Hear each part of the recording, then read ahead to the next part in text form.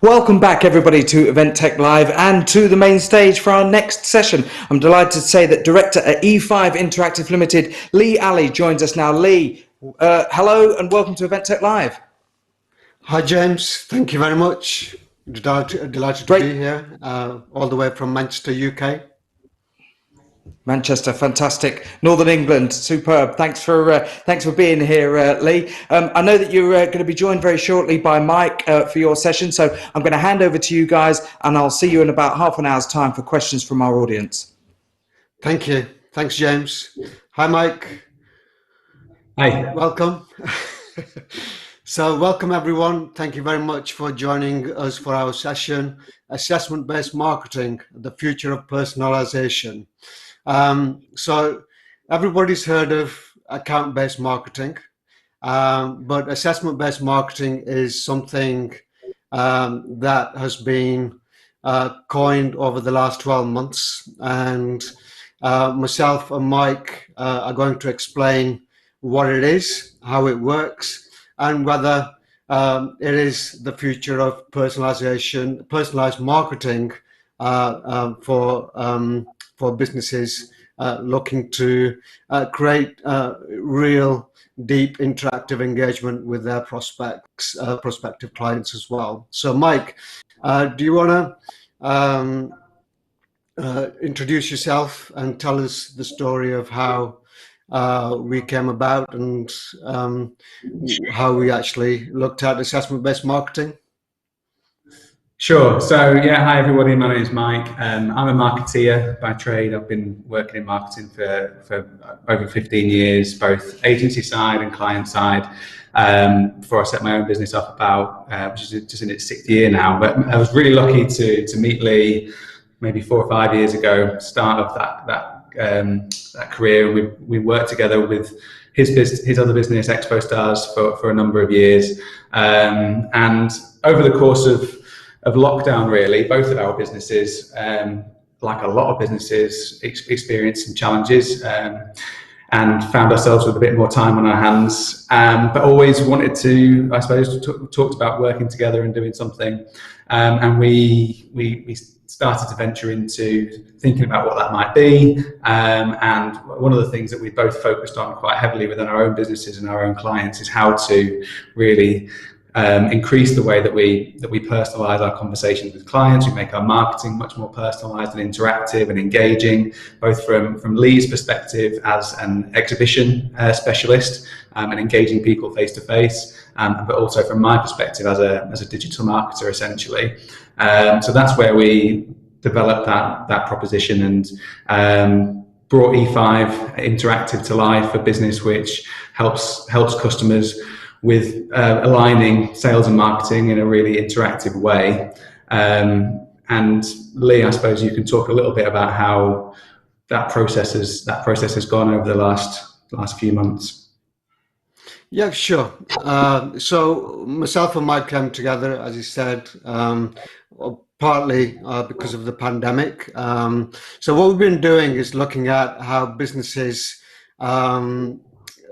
look at their sales and the marketing. What we've actually found is that 60 to 70% of professional service-based businesses that we've been looking at working with, their sales and marketing are actually disjointed and they're not actually joined together. So what we've been looking to do is look at strategies where you can actually bring the sales process and the marketing process together so that you can actually create that deeper engagement. And what we've been doing is we created a software platform which basically allows companies to create assessments and use these across all of the marketing spectrum, so which we'll talk about more about in a few minutes. So in terms of my background, I've been in sales and marketing for the past 30 years, and one of the things that we've always looked at is how do we make that sales process much more engaging.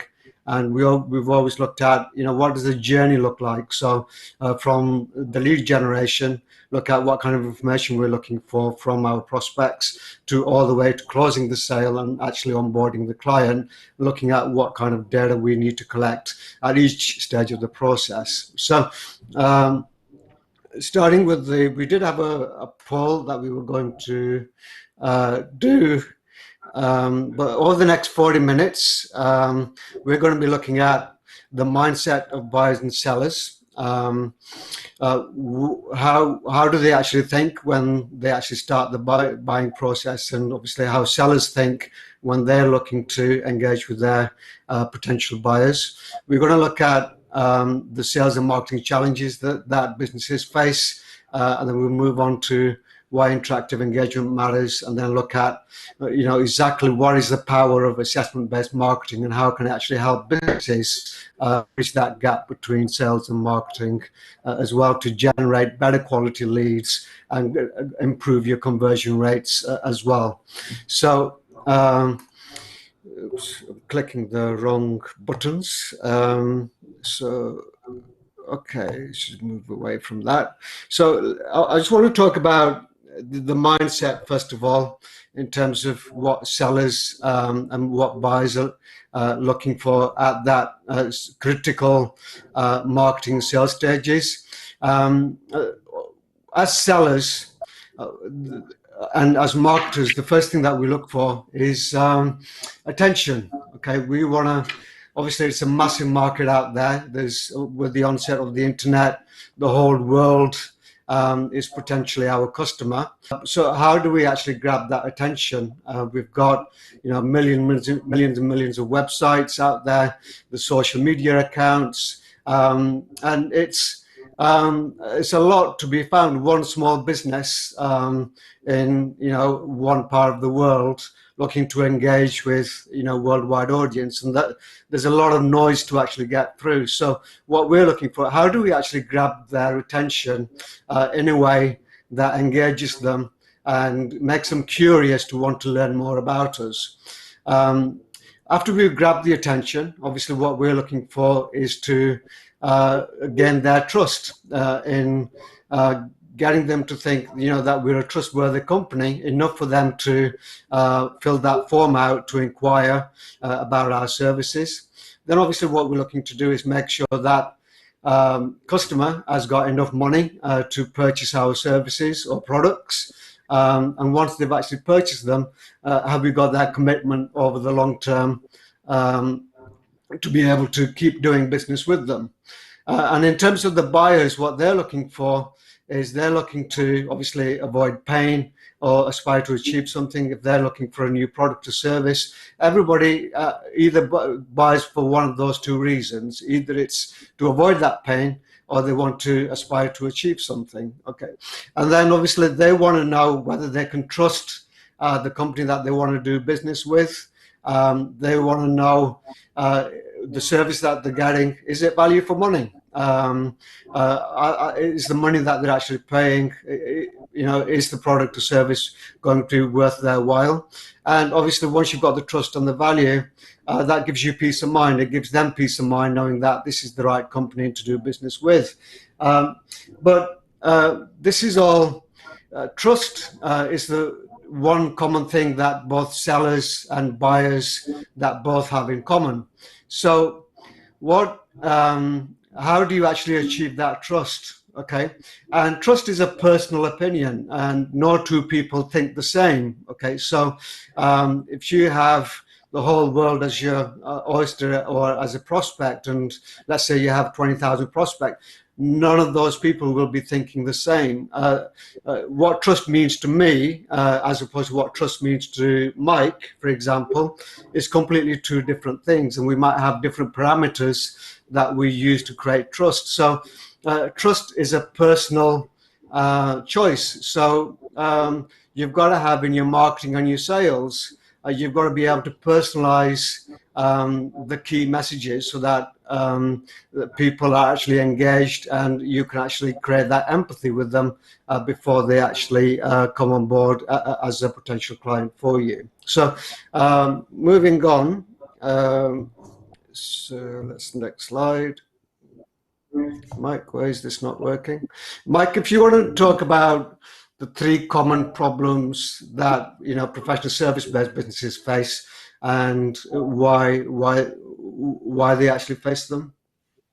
Sure, I think these problems span a lot of businesses, whether it's B2B or B2C, but it's definitely something which is really common within the service-based business space, whether that be somebody delivering a consultancy service or any other kind of B2B based service.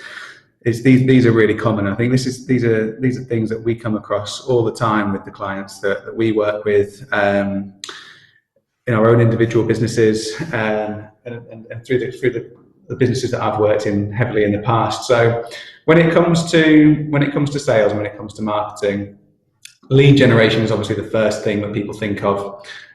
They always want more leads. They always want better leads. They need more to build that pipeline to try and drive sales. So when businesses are looking to marketing, the first thing that comes to mind is often we need more leads. Lead generation is an issue, and we all know that a big part of our marketing budget needs to be devised at how we can acquire more of the right kind of leads. But I think one of the biggest issues, rather than actual quantity of leads, is quality. Businesses that focus on the wrong kind of prospects. This is an absolutely massive issue because for some businesses, it can take weeks, it can take months between the start of a conversation with a prospect and the actual conversion of them as a customer. That process can be long and protracted. It can involve multiple conversations. It can involve multiple proposals.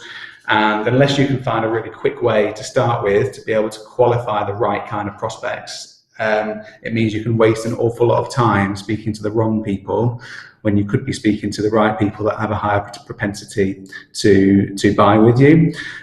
So that's an area that we focus on a lot in terms of marketing campaigns that we run. To help with that qualification process, but also help with the third problem here, and that's actually demonstrating value. So going back to Lee's point earlier about building trust, the way that we can do that as marketeers is really through demonstrating value. People need to buy into what we do. People need to understand the value that we add, and the only way that they can do that is to really experience that in some way, shape or form, whether that be through trying an element of our product or service or digesting content. Whether that be written content, video content, experiencing live content at events. We need to demonstrate that value to try and increase their likelihood of trusting us and likelihood of wanting to buy into us as a potential supplier. So these three issues are something that we work on very heavily in terms of the marketing campaigns that we run, but it's definitely something that through assessment-based marketing, it's a way that we can address all of those common issues in one foul swoop, really. So just to sort of build on that a little bit, I wanted to share a few statistics with you. Now, these are all statistics that we've kind of harvested from various places over the course of the last few months, many from Hubspot reports and from Salesforce reports, where they've surveyed thousands of sales professionals and business owners across the world. And these statistics really point to some of those challenges that I was just describing there. So 50% of people surveyed reported that the prospects were not a good fit for what they sell. 75% of people said that their biggest challenge was actually demonstrating value or having enough time to speak to the right kind of prospects. 42% of people said that actually establishing some urgency in their buyers was a big challenge, which I think is another really interesting part of the qualification mode, because if you start talking to people who aren't necessarily ready to buy, you don't necessarily know how to position the right kind of conversation to them or how to market to them in a way which is building that, sort of speaking to them in a way that's relevant to where they are in the buying mode. So this is also some really interesting feedback to help people, really improve the way that they communicate with customers.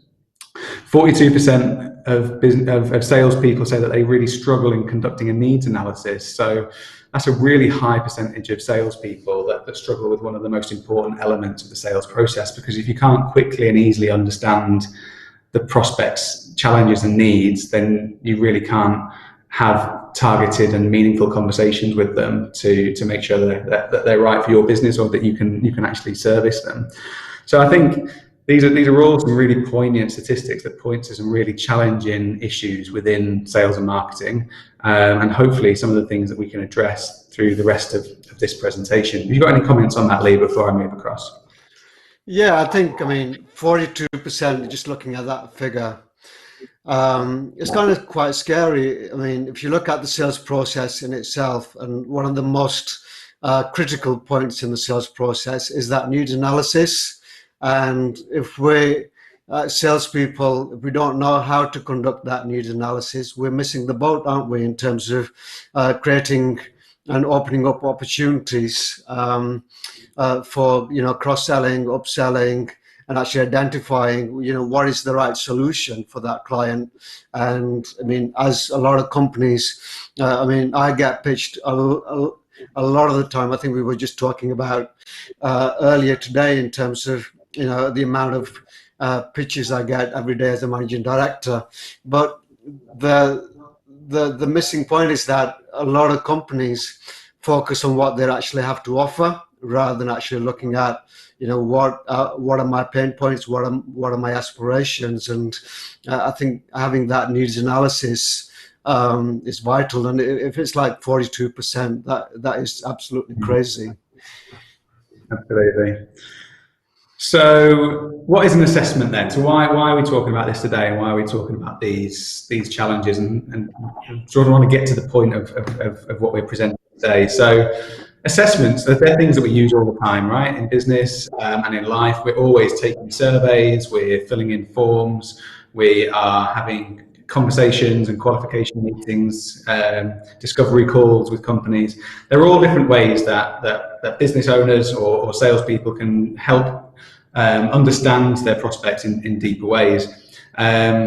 But more importantly, they're a way for prospects to find solutions to their challenges or aspirations. And the assessments that we created with E5 Interactive, the assessment-based marketing, as a way for those people to find solutions to their challenges in a really interactive way, whether they're online on a website or whether they are attending an event or an exhibition and they're using a piece of gamified software to go through that process. What they really help is that they help the business owner to understand each prospect on a really deeper level by asking them some really intuitive, engaging questions that are really poignant to where they are in their decision-making process.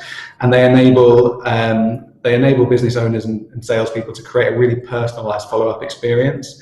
So by capturing that data, they can be able to then follow up in a really meaningful, personalized way, have really bespoke conversations related to the challenges that those people provided within their assessments, but also make the marketing that we create for those people ultra personalized as well, based on their results. And we're going to show you a few examples of how this works over the coming few slides. So this one is a really interesting business. Helen Fleet is a financial director, freelance financial director, helping fast growth SMEs develop their long-term financial strategy. And she's developed a really powerful assessment to help her quickly and easily understand the challenges faced by her clients and prospects with her business financial planning assessment. This is a 40-question questionnaire, very interactive, gamified survey that people can take on their smartphones or on their website.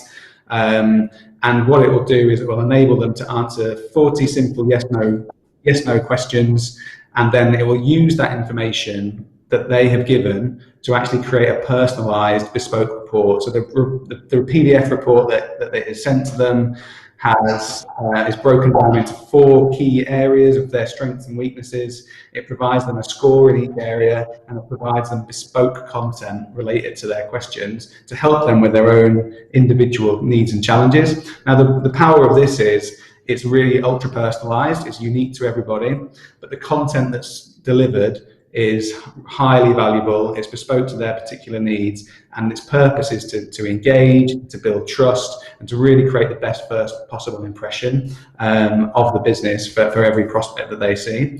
And the power for Helen and her team is that everyone who takes that assessment, they can have really unique conversations with those people, because they're getting to know the intricacies of the challenges that they're facing. So when they're having a discovery call or an initial meeting, they can hit home on some of those key issues that they're experiencing right from the get-go. There's another example here of a completely different business, a business that works in the leadership and the personal development space called Delphinium. Delphinium have created an assessment called the Leadership Skills Scorecard. And this again works in a very similar way, but ranks those people who take the assessment in 5 core pillars of leadership, gives them a score in each pillar and gives them some custom information about how they can improve their leadership skills across all of those different ways. And like I say, they will use this tool in exactly the same way as Helen and her business. But Delphinium also use this from a personal development perspective as well. So not just using it from a sales exercise and to learn about their leads, they're using this as a way to engage with their current customers and to do a needs analysis, really, to form the basis of the training and the personal development plans that they put into those businesses, so they can quickly and easily assess the challenges faced by the individual people that they work with. So there's a quick sort of overview about what an assessment is and how it works. I'm just going to quickly just skim over how they can be used within the buyer journey here. So this little graphic here describes the customer decision journey. So when somebody goes to buy something, especially something big, whether they're buying a product or a service, they go through quite a traditional level of steps in their decision journey. They go from not knowing anything about why they've got a problem to start with, accepting the status quo, to realizing that they need to make a change, realizing they need to find a supplier to solve that problem, realizing that they may need to invest in a solution and pay some money to fix it, realize that they may have a sense of urgency or might decide that it's not that urgent and it may become a bit further down the line.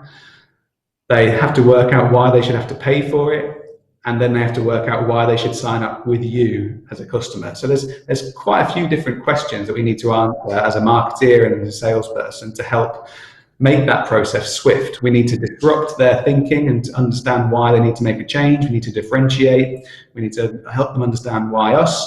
We need to justify the decision making. We need to prioritize why it's important now. We need to protect our value and get them to understand why they need to pay us. And we need to guide them through the process in a simple way to get them to buy with us. And that's the whole kind of step-by-step process of customer acquisition. And the assessment-based marketing really helps across all of those layers, because what we're doing with assessment-based marketing is learning in depth about our customers and prospects. It means that we can really quickly establish whether there is a need, what the need is, how important the need is to them, what their really specific challenges are, not just broadly, but really hit home on the intricacies of their pain points. We can understand their urgency with the questions that we ask. We can understand what kind of things that they're evaluating in their decision-making process with the questions that we ask. And all of this information is just so powerful. It means that we can really tailor our conversations, we can tailor our follow-up communications, and we can push people through this journey. Push isn't the right way, actually. That sounds manipulative. We can use this information to help them solve their problems quicker and qualify them better. So they might not be the right customer for us, and we might be able to refer them to someone else. The information that they provide us can help speed up that process for us, and it can also help us inform them and educate them on why we're valuable as a business and what we do, which is a step above the competition, by providing them with lots and lots of useful information to really demonstrate our expertise. So we want to make this session, rather than just talking at you, we can't even see anybody today, which is a little bit disconcerting. We want to make this a little bit more interactive. So we're going to just take a couple of minutes, maybe not 5 because we're running a little bit over, just take a couple of minutes and want you to just sit and think and maybe write down a couple of questions, a couple of challenges that are most commonly faced by your customers. And we're going to come back to this later as we think about how we can use that information to create assessments. So I'm just going to give you 60 seconds just to sort of think about those 3 most common challenges faced by your customers. So as a marketing, whilst our viewers are doing that exercise, Mike, how important, you went through the value chain there in terms of the buying journey. So in terms of how valuable is that data that we actually collect, and so where is the most critical point, do you think, of collecting that data along that journey? So I think we need to collect it as soon as possible, fundamentally. There's always a barrier from a marketing perspective to trying to capture too much data, which puts people off filling in the details and blocking that conversion, versus the actual data that we need to make sure that we have those meaningful conversations or build up a better understanding of the customer. So it's kind of second or third in that process of making sure that we can capture data quickly, giving people the options to take interactive tools like this, use them to get good information about their business. But I think that the key thing is with it, we're not using this purely as a prospect capturing tool. We're using this as a way to engage our contacts and our prospects. So it means that we can capture information, but only because we're delivering value to them. So we're asking quite a lot from our customers, but they're doing it in an interactive and gamified way, and they're also getting a whole load of value back. So it's not positioned as a blocker to capturing information. It's actually something which solves that problem and is really helpful to the people that are taking it as well. Okay, great. So I'm just gonna carry on because I'm conscious of time, but hopefully viewers have managed to just think about a few of those common challenges, which we'll come on to later. And the next little slide I'm going to talk about is why engagement tools are really, really impactful. So many of the customers that we work with, they have traditional websites, they have traditional forms on their websites. They ask for people to book a discovery call or pick up the phone or fill in a contact form for us to get back to them. All of these are quite passive. They rely on people being highly interested in your product and service, being engaged in your website. They don't really offer an awful lot of value back. They rely on them having to be quite high up in the decision-making journey to be able to get in touch. Engagement tools are great. So anything that encourages people to engage with something on your website or at an exhibition or through your social media or email marketing, a tool which allows people to kind of engage with you in a gamified way, get some real value, are so much more powerful. Statistics show that compared to static content, things like interactive content like scorecards or assessments, whatever you like to call them, generate at least twice as many conversions. 45% of buyers say that personalized content portals like these actually help accelerate their purchasing decisions. And 70% of B2B buyers actually prefer interactive content over static content. And the reason is because they're generally designed in a way to help people get some really highly valuable information in return for a fun, interactive experience with that brand. So they're a really, really powerful way to start capturing people's attention, but also capturing people's information. And we can use those across all elements of sales and marketing, really. So we can use them on our websites as a means to engage people and capture attention. We can use them across social media and create a real content theme around the data that we're gleaning or the ways that people can interact with the tools. We can use them at events. Lee and his business use them quite heavily with either online or potentially physical face-to-face events where they can be used to capture people's details at international exhibitions or when they're delivering webinars. There's all sorts of different ways that they can be used, but I suppose additionally, actually further down that sales funnel as well with new prospect meetings. So I know for us and for my consultancy business in particular, I use our assessments quite heavily. So when I speak to customers and they come into me as a cold lead, I encourage them to go and take the assessment that we have on our website as a first step. It gives them a great experience. They get some really, really great content back for taking it. But it also, like I say, it gives me that really engaging information to be able to really hone in on the key challenges that they're facing. So, for example, they may struggle around growing their marketing teams or having a real struggle in terms of the skill sets faced in their marketing teams in line with their overall objectives. So it means that I can then position those conversations quite heavily around solving those people challenges when it comes to marketing. It just means that we can have very much more meaningful and engaged conversations. And there's a couple of examples on the next slide about how I use them quite heavily with my own consultancy business. So you can see some screenshots here. On the left-hand side of my website, the assessment is front and center. It's a way that I can try and capture people's attention and to demonstrate some value right on the homepage. And we use that across every page of the website as a sticky element to try and capture leads. We use it in our email marketing to try and engage people. We use it at events. Whenever we do events, we get people to take these various different assessments to try and learn more about our delegates and build up the data set that way. And we use that data and reflect it back to our audience as well. So we're constantly building up loads and loads of information about our customers' challenges when it comes to marketing. And that data is absolute gold. One, because it means that we can be very specific in the conversations we have, but it also means that we have our own bank of really high quality business data, which we can use for creating content, for making business decisions, for designing new products and services.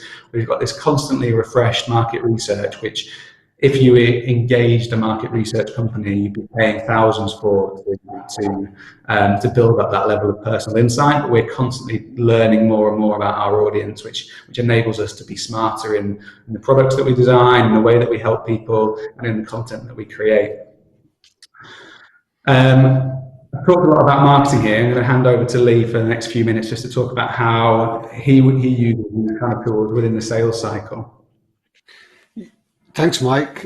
Yeah, as you alluded to there, I think the first stage using assessments is in the lead follow-up. I think as a salesperson, one of the most annoying things I find is that sales leads that are collected on web forms, you collect the name, you have the email address and a telephone number, and you pass it over to salespeople, and it's almost like a cold call, isn't it?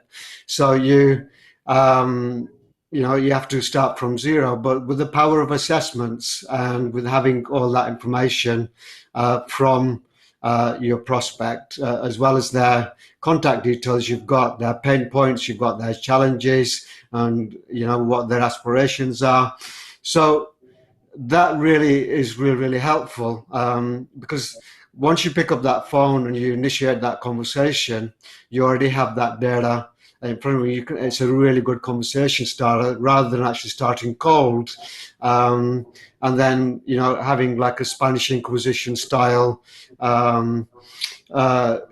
fact-finding process. So I think at the beginning of that relationship and actually having that data, and it's been collected in a non-intrusive way because your prospect has actually volunteered that information.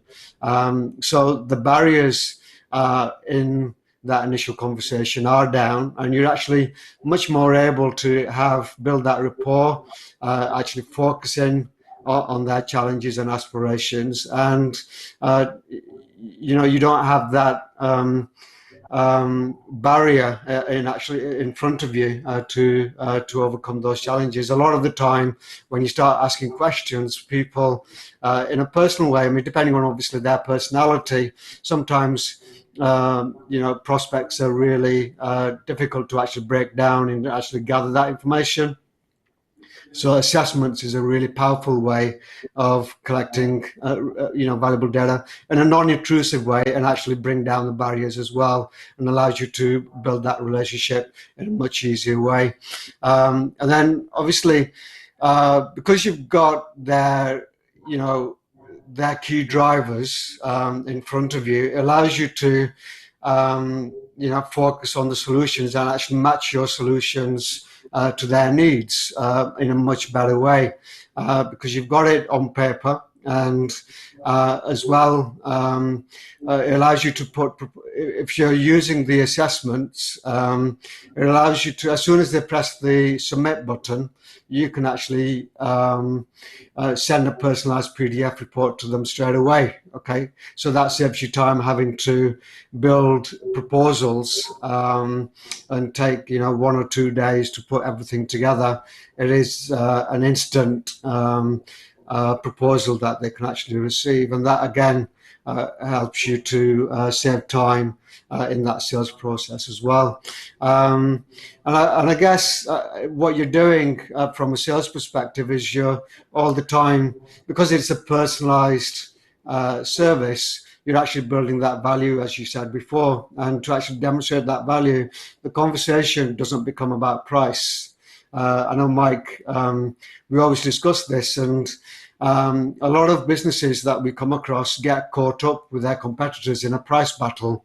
And actually, when you're selling a service or when you're selling a consultancy, my viewpoint is that it isn't a price proposition. It is the value that you can actually offer the client and the value that you build on your service. And if you've actually personalized that to your client, price is never an issue, and it doesn't lead to that objection. I want to think about it because you're too expensive or any other objection that, because if you're competing with competitors, this allows you to, if you've actually personalized your proposal to that client's, requirements, it should never become a price issue at all. It's a question of, does the prospect see the value, and do they feel, that the company is actually delivering what they're actually looking for. And sometimes if you're a salesperson,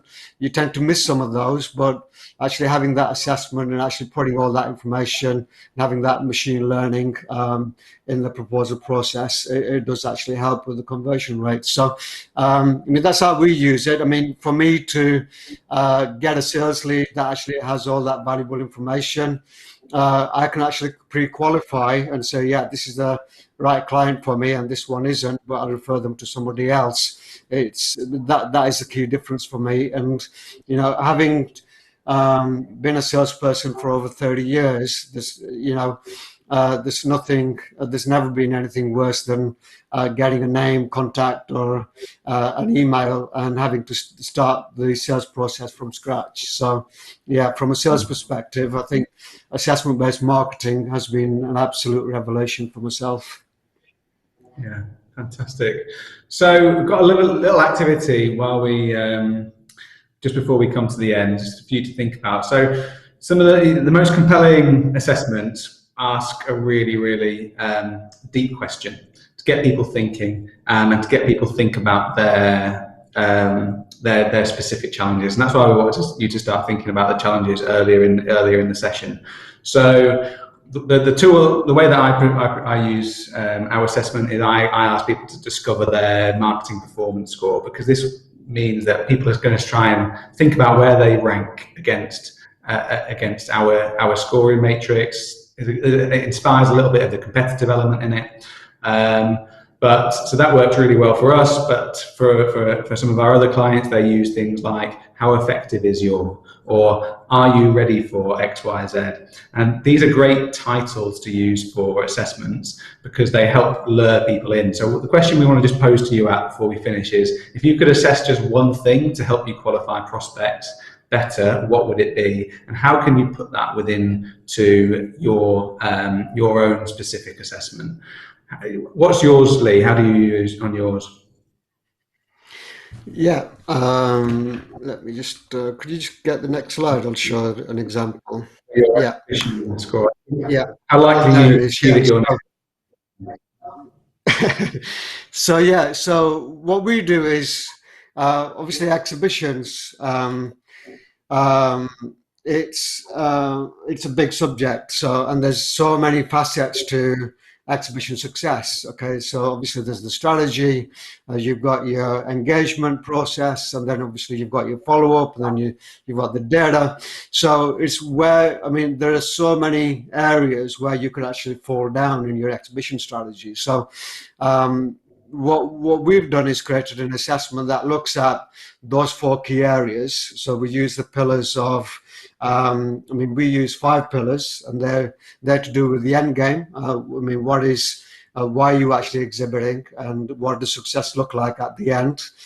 We look at empathy, understanding your target audience. Who are they? Who do you want to get in front of at the exhibition? Then we look at the educational process. What is it that you want to teach or educate people on? Because you know, I think the statistics are that 78% of attendees come to exhibitions to get educated. So we look at that. We also look at emotions, okay, and we look at energy, okay, which is all to do with people, and obviously the follow-up process as well. So what we do is we measure all of these areas, we ask all these questions, and at the end of it, what they do is they look, they get a score on each level, and they get activities and exercises that they can actually do, and yeah, they get a really clear perspective on where their exhibition could actually fall short, and it works really well. I mean, we're offering this out to exhibition organizers now, where they can actually use it as an onboarding process as well. So when they take exhibitors on, they can give them this assessment, and then they can actually realize where the exhibitor actually needs help. You know, whether it's with their strategy, whether it's with their engagement process, or whether it's with their follow-up. And by the end of it, they can say, you know, these are the tools that you need to succeed, and this is how we can actually help you. So it's a great tool to get all the stakeholders within the exhibition process involved. Brilliant. So that's the end of the presentation today. Like I'd say, well, one thing we'd like you to leave you with is to go and think about that really deep question that you'd like to ask your prospects that would help you actually understand them in more detail. I'll hand over to Lee now. She's going to talk through the final slide. Yeah, so as marketers, okay, the proof of the pudding is always in doing what you preach. So we've got an assessment for you here to take that will help you understand exactly what assessment-based marketing is about, and also give you some ideas in terms of how engaged your sales leads are, and some of the tools and tricks that you can actually improve that engagement with your sales leads. So the link, if you can go to our website, e5interactive.io, or you can connect with myself and Mike on LinkedIn if you just want to share the next slide, Mike.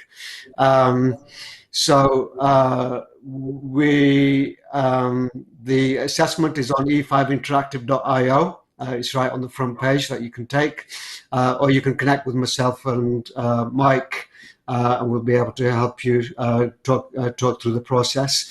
And obviously, we're happy to take any questions right now. James, if you want to come back in and facilitate that. Thank you, gentlemen.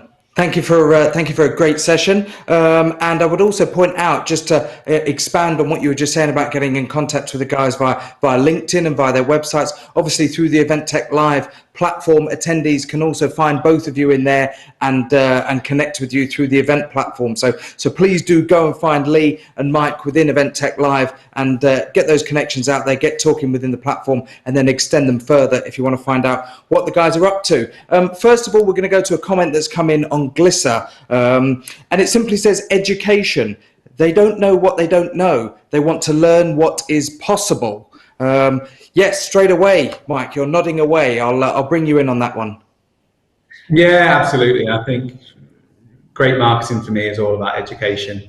It's about learning how we can help people and offering solutions to them, not just trying to sell to them. And the more content that we can create which really engages them and helps them address their problems, the better. There's some amazing businesses in the MarTech space, like Hubspot, for example, who just do that incredibly well. They know everybody.